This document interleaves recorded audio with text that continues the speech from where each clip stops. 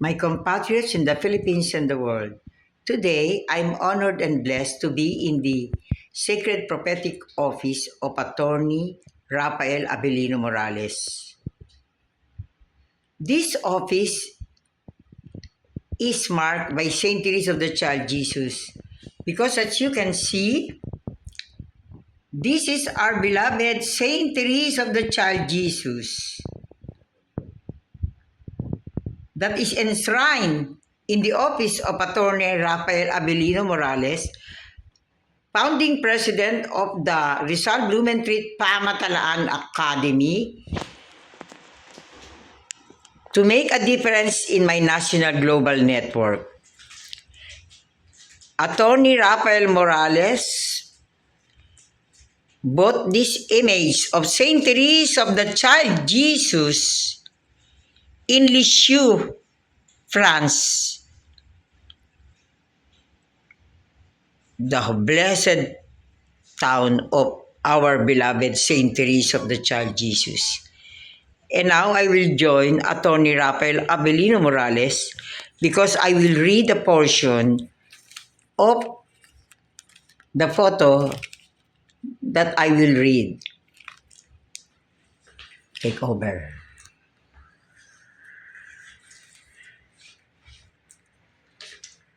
You see,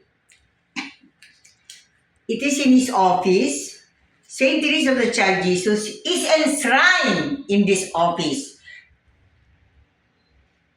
in Makati and Taguig. You see, I'm honored and blessed that Attorney Rafael Abelino Morales invited me because he fetched me in my home in Quezon City.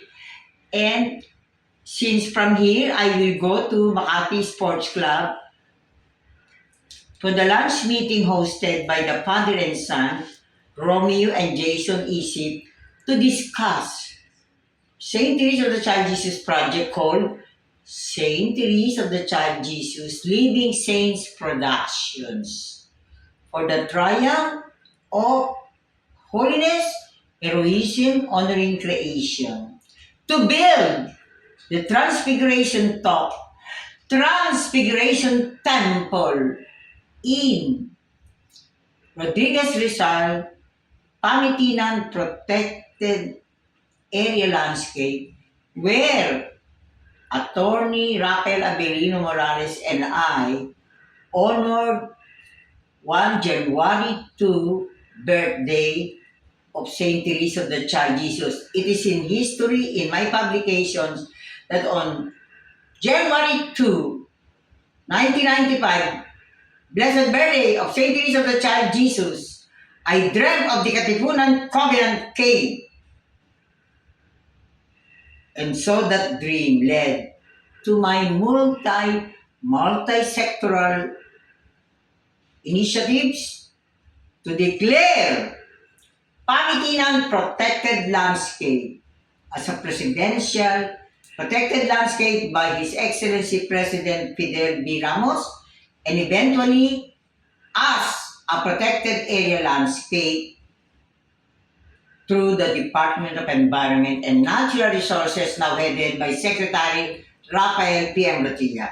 And now I read this because it's part of this blessed Saint Teresa of the Child Jesus icon. It says here that this has a relic from the Muslim group embedded because Saint Teresa is truly interfaith. I've been almost in every country and always they honor Saint Teresa of the Child Jesus as the interfaith saint. As a matter of fact, the Pope declared her as the millennial saint of the modern times. So Saint Teresa of the Child Jesus, please say something. Okay, she does not want to say something, but today is September 15, 2025.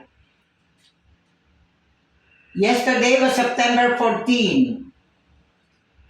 Feast of the Holy Cross. his daughter, Nadine Morales, who is in the Department of Foreign Affairs, reminded me today that yesterday, aside from being the face of the Holy Cross, is also the blessed birthday of our beloved sacred prophetic Pope Leo XIV. And now, September 15 is the anniversary of or the feast of Our Lady of Sorrows, which providentially coincides with the anniversary of the Malolos Congress in Balasoin Church dedicated to Our Lady of Mount Carmel, where once Attorney Abelino Morales offered an Ave Maria song. So heavens, thank you for these graces. And so, from here, and the nation and the world will enjoy the sacred prophetic grace of today. Amen. Thank you, thank you. Okay. Press mo na.